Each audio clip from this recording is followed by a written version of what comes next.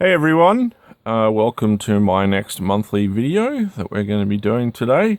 I've got a few things to run through today. It's mainly going to be about how to recap a PGM motherboard. I've had a few requests for that. Now, if you're not into doing recapping, or you're not very good at it, or you just don't want to risk it, I do actually sell pre-modded, pre-recapped stereo mods, all sorts of stuff that I add to the PGM motherboards, and I actually sell them as a complete pre-modified units. So if you're not keen on doing it yourself, or you're not sure that you could do it yourself, that's definitely an option for people who would like a PGM but would like it to be recapped. Unfortunately, quite a few of the caps in the actual units do leak. So it's not just to do it for looks or for just something to do. It does actually have a practical application because they do leak, and when they leak they destroy the board, and then the board doesn't work anymore. So it's very important. But first off, I just want to go through some tools and stuff, things that I use, things that I found work well, that sort of thing. If you're going to be doing any electronic type stuff, it's important to have good tools, because if you have good tools you can do a good job, and that's all good. One of the ones I'll talk about first off is this guy. He's in a little pouch. Now, this is a magnifying glass. As you can see, this one has LEDs in it, so you can turn it on and the LEDs come on there, and so you can look at stuff. These are really handy, especially if you're doing like surface mount stuff and you want to check something, or you're not quite sure, or you're reading a value off a surface mount resistor or something like that. These are really, really handy. I actually get these. You could probably get them on eBay, but I actually get these from my post office, my local post office. They have them. I've been through a couple. If you drop them, it's not actually glass, it's actually plastic, so it's okay, but I have dropped one once, and this part of the actual magnifying glass broke, so the actual magnifier just kept falling out all the time. So I've been through a couple of them. They're not too, I think it was it 20 bucks or something, 20, 25 bucks. I don't know if JCar sells them, they might. But that's where I get mine from. So yeah, so that's that guy. Now put him in. He comes with a little pouch so that you don't scratch the lens. So I keep him in that. And chuck him back up where he lives. So yeah, so that's really, really, really, really handy. Now, soldering irons. I use the Hakko brand. I've been using them for a very long time. They're temperature controlled. They come with lots of different tips that you can use. So I've just got a FX888, which is this little guy over here. So I'll just give you a quick look. That's that guy there. You can see him there, and he's got the volume knob. He's got the temperature knob on there. Now the newer ones now don't have that knob. They're digital. So they're an FX888D. And it's got a digital display, and you press the buttons and up the temperature, etc. I personally prefer the actual ones with the temperature knobs. That's just me. I prefer them, but you can't buy them anymore. You can buy copies probably that still have the temperature knob. But yeah, I only go for genuine Hakko. They're about, you can get them from RS or Farnell or off eBay. Genuine, they're probably about 150 bucks or something, maybe 175, around that. But once you've got one, you'll keep it for life. You shouldn't have to destroy it. You shouldn't damage it. I don't know how long I've had this one for. It's a very, very long time. And the only reason I bought this one is my last one, the plastics went all brittle, and it just cracked and it just fell apart, and I just, couldn't do it. I repaired it, but eventually it just fell apart. So, so that was my previous one. Now, talking about soldering irons, let's talk about soldering iron tips. Now, these are for the Hakko series. These are soldering tips, these two here. These are the two that I recommend. So you've got this one here, which is these are genuine tips too. This is how they come. You can see them. They come in a little plastic bag. With little Hakko symbols all over them, so they're the genuine article.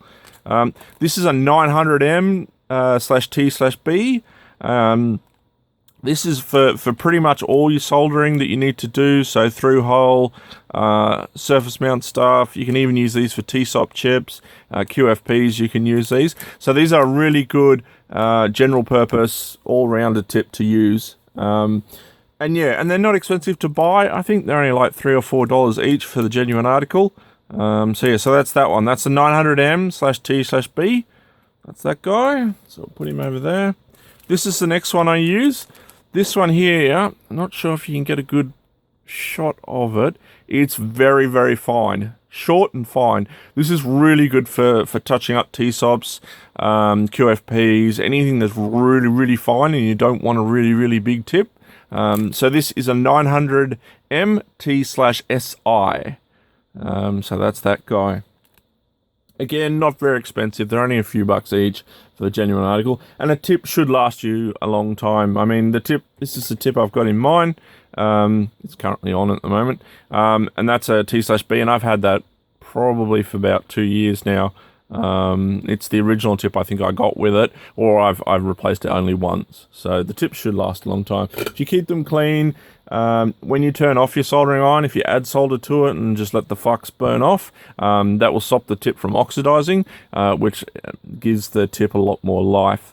So that's soldering irons there. That's tips. Soldering temps. Solder melts, well, leaded solder melts at about 160 degrees C. I'm not sure what the Fahrenheit conversion is, but I'm sure people can do that if they need to do that.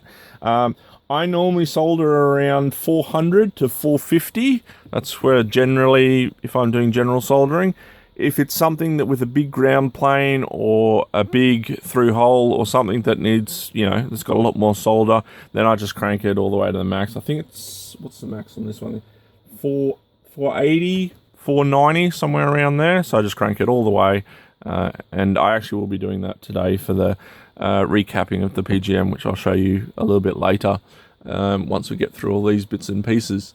Now, for desoldering, this is what I use. This is an Hakko FR301. There are copies of it. There's copies of the older versions as well, where you can get them in an all-in-one, where you get a soldering iron and the desoldering gun with it. These are not cheap. I think they're somewhere around 500 to 600. But one little thing you can do is that this unit is the 110 100 volt unit for Japan. These are cheaper than buying the 240 volt one for Australia. So you just get one of these and a step down transformer, and it's actually cheaper than buying the Australian one. I'm not sure why they do that. It's really silly. The consumables are all the same. The tips are the same. There's the only difference between the voltage is the voltage. That's it. There's no other differences. They still work the same. They've still got the volume knob. They've still got the temperature knob on the bottom. I normally leave it around half. That's this little guy here at the bottom there for temperature, and then you've got the trigger that sucks it up in here. And this is where all the solder gets, and there's a little filter in there to stop it from being sucked in. These are really, really good. I really recommend it. If you're going to do a lot of recapping, or if you're going to get into electronics and do that, these are the way to go. Really, honestly, I got this and never looked back. Like, it's just the best one. Tips come off. There's a little piece that goes on there and it clips around, and you can take the tips off and put different tips. I did have, where did I put it? I had a guide. Here we go. I do have it here. This here is a printout of all the tips that you can get for the 301, for the one I was just showing you. So you can see there is a lot. Mainly the difference is the actual size of the hole and the length of the actual tip itself. That's the default one that you get, and these are the next ones that are smaller, and then you get the ones that are bigger. This is just a printout off the web. You get this when you buy one. It comes in a grey case, and this actually comes with you, but I can't find where I've put mine, so I just printed one out. But that's the amount of tips. So there's a lot of tips there that you can get, which is really, really good. And it really is a great unit. I really can't talk about it highly enough. It really is good. Now, if you don't have one of those, this is the next best thing. This is a hand pump for desoldering. So you just click it in, push the thing in, put it on what you want to desolder, press the button, and it sucks up the solder that you've through the tip. Oops, not my torch over. Stuffs through the tip. Now, this looks stupidly large. People think, why have you got something that large? That's just crazy. But it works really well. They're about 35 bucks, I think. They're made by Goot, G-O-O-T. It's a GS-100. You can get these from JCar. The JCar part number is TH1856. So that'll get you one of those. You can get replacement tips. I recommend that you grab a few of those. They are disposable, because you'll get a little bit, because you've got solder on there and you've got heat. They will melt slightly, and eventually you'll need a new tip. And to clean them out, you just unscrew them and just clean them out and start again. So this is probably what most people will use, because obviously these are a lot cheaper than a desoldering gun, but they're not as good as a desoldering gun. But I recommend this one. Even though it's stupidly large, it works really, really well. So that's that guy. Now, with tools for desoldering, you can use it for resoldering as well. A hot air gun is also a good idea. And now I'm not talking about just the normal hot air guns you get from like Bunnings or a hardware store. The one I've got is a clone of the Hakko 850. Now let's see if I can just do a quick show across. So there's mine there. Now it's just a copy of the 850. You just got a handle, hot air comes out that end. You can adjust how much air goes out and how much heat goes out, and then you can use that to desolder stuff, and you can also use it for resoldering or reflowing gear. So that's that guy. That's the 850, clone of the 850, the Hakko 850. It's got lots of different names, but it's basically the same thing. You can get a later one where the heater is actually built into this piece here. And it's just got a 240 volt lead out there. I'm not a huge fan of them. They do get quite warm, and I find they're a bit heavy, when all you really want to do is that sort of action. You don't want a lot of weight in the arm. So that's a little note about that guy. Just put him back there. Right, now another desoldering. You can use Braid. I don't recommend this for like 4-layer boards or anything like that. For 2-layer stuff and 1-layer, this stuff's okay. This is made by Chemtronics. It comes in one of these little guys. So you get, is it 5 or 6? How many does it say? 10. Okay, it is 10. You get 10 bombs in here, and if you buy one of these, it'll go for more than a year. They go forever. So that's the desoldering braid in the kit.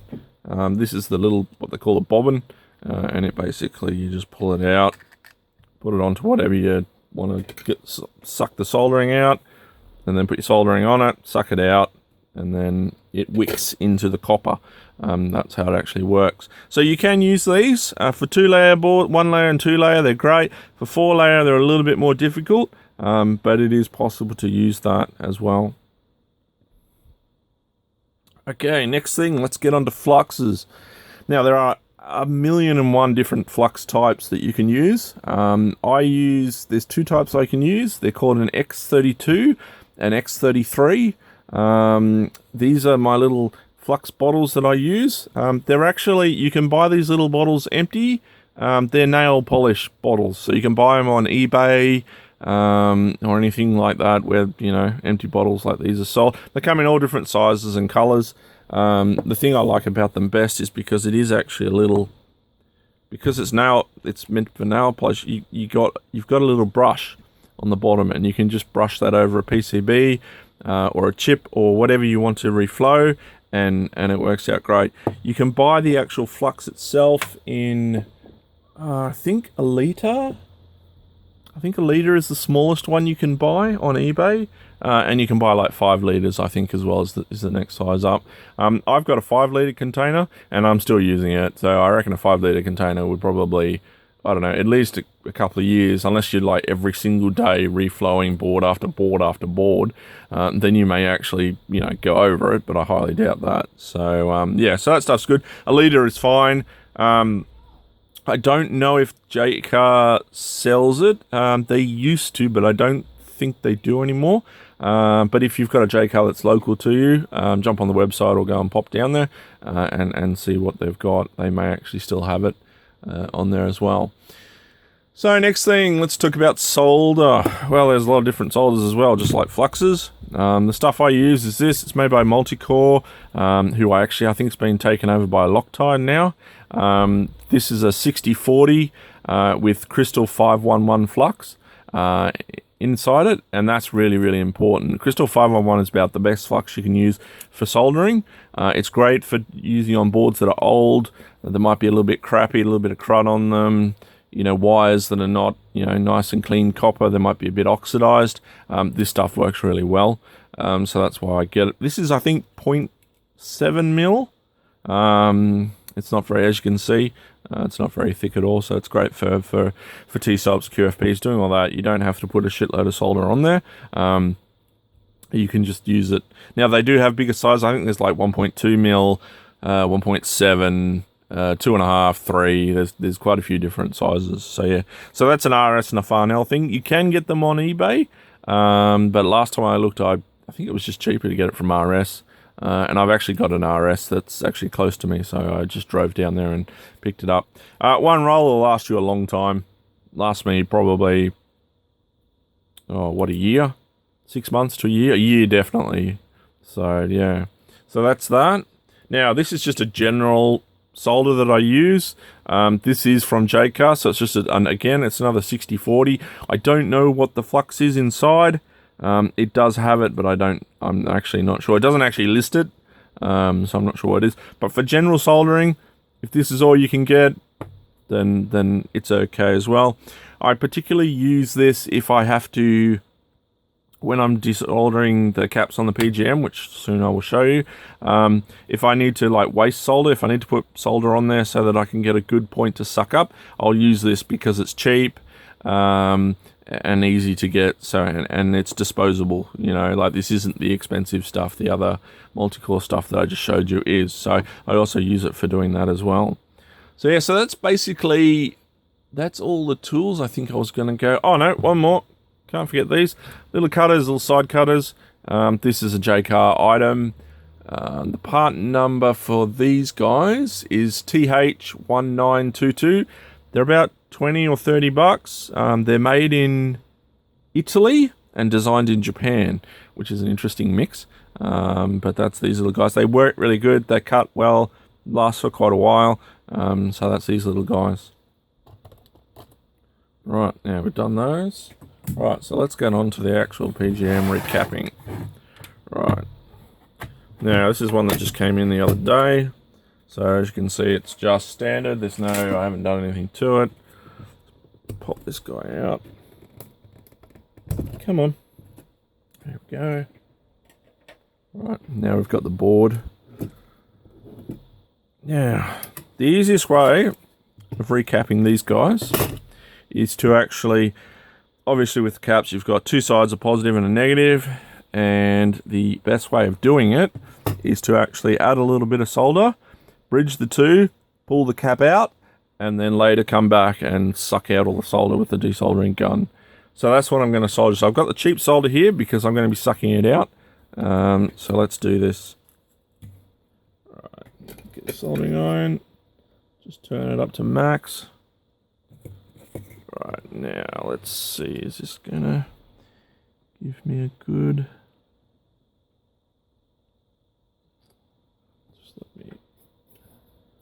Clean that tip a bit, a little bit. There we go, that's better. Tip was just a little bit dirty.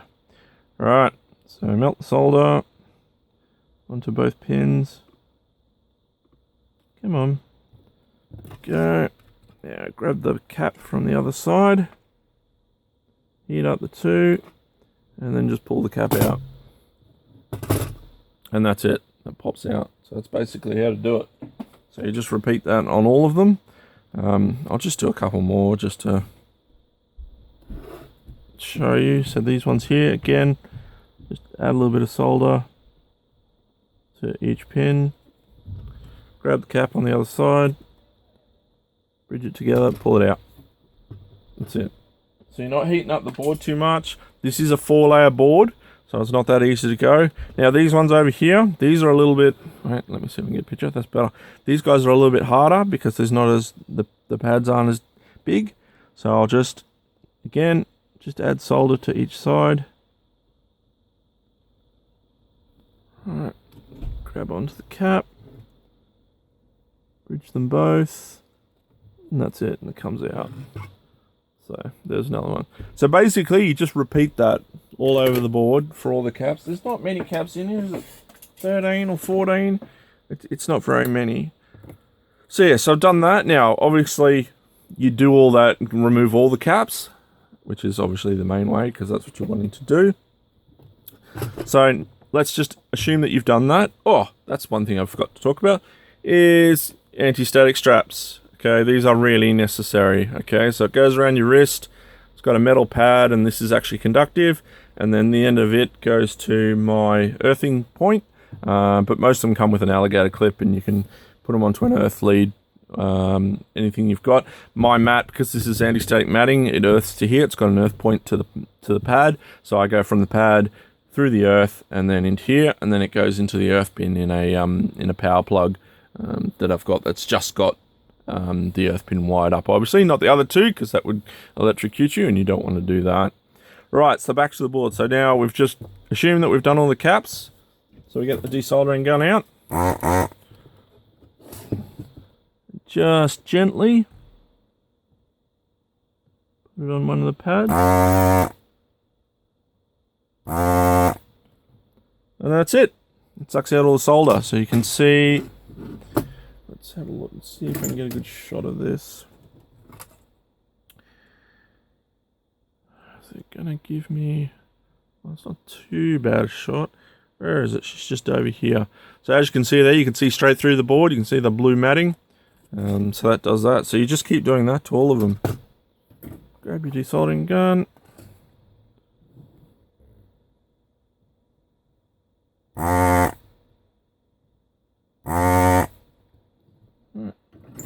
That's another one done. So you can see that one there, that guy there. You can see how he's all nice and done. So that's basically it. Redo all that, and then obviously putting caps in is the reverse of what we've just done. So grab your caps. Now, make sure that the silk screen matches up. Now, you can see the little marks here where one side is actually marked.